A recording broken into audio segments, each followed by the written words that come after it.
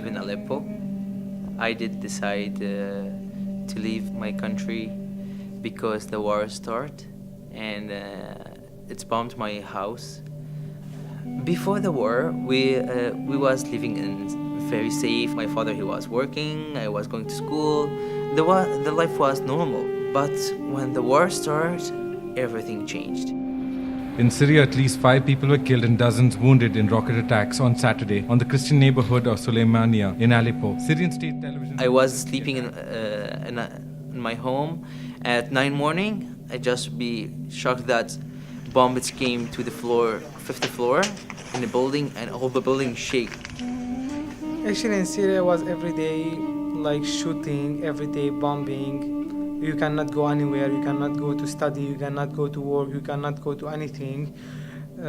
Every day was killing like 100 people, 50 people. I lost a lot of friends. I have one, she was a basketball coach, and she did when she was going to teach some kids how to play basketball, and sniper killed her. And I have my friend, he was going to the school and came bomb and he died.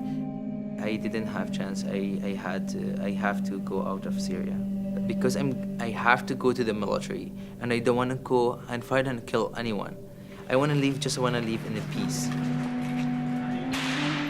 I left Syria in difficult situation. To move from country to another country, you need money. It was so difficult for my parents, for my family there, but I was the person that I have to leave Syria because my life is not unsafe at all there because I'm young and everybody need me to fight with him, need me to give me the gun and shoot other people.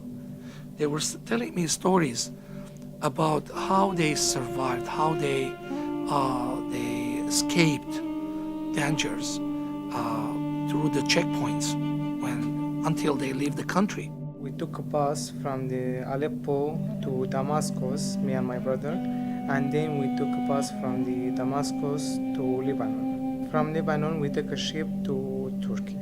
It was so dangerous.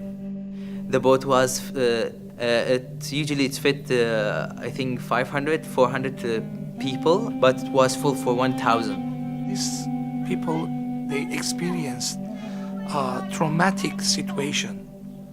Traumatic because they came from war zones and they escaped. They lost their everything. They lost their home, they lost their part of relatives. When we was in Istanbul, we was connect with my aunt on a phone, and we sent them to the application and the paper what they want, and they did everything. I was speaking to my aunt. I have an aunt here in Canada, and she said, she crying on the phone, she said, I can't do anything. Here in Canada, they're not allowed to bring anyone here to Canada. And after 2 months, the government of Canada changed. And that change changed my life too. That time, Justin Trudeau, he opened the way for Syrian refugees that they can come to Canada legally. That time, my aunt called me and she said, I have good news for you, I have good news for you. I said, what? She said, I did put your application to the government, sponsored by church, and now application now in process.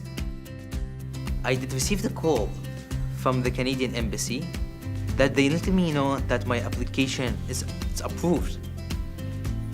But I was shocked. We get a phone call from the embassy, actually not from the embassy, from some organization that they said you have to come to Ankara.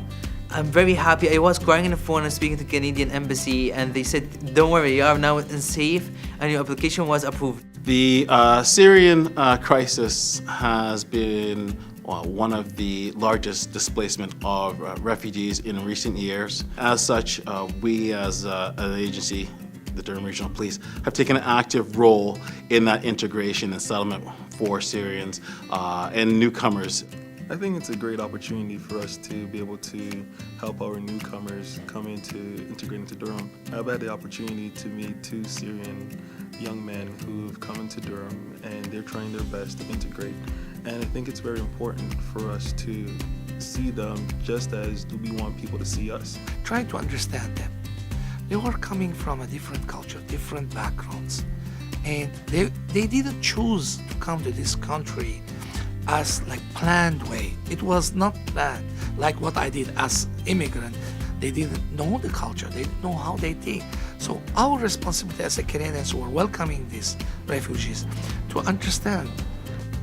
I believe that sometimes there is a perception that newcomers are a burden to our social services. It's been my experience that is anything but that. They come with skills, they come with identities, they come with a whole host of opportunities that they want to expand upon in our community and help us be successful, help themselves be successful.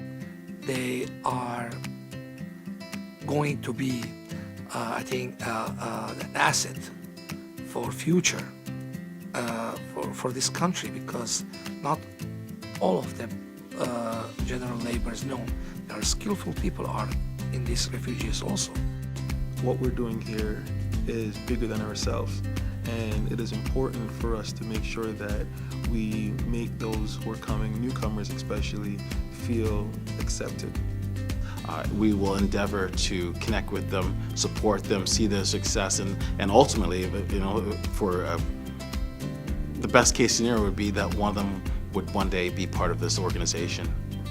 We all are refugees, and we all pass through the difficulties in life, and it could be your dreams can come true here too. Canada is definitely a place where they can find sanctuary and a place of hope and peace and fulfill their dreams. I promised my mother and my father that I'm going back. I'm gonna work hard to let you move from Syria to another country safe.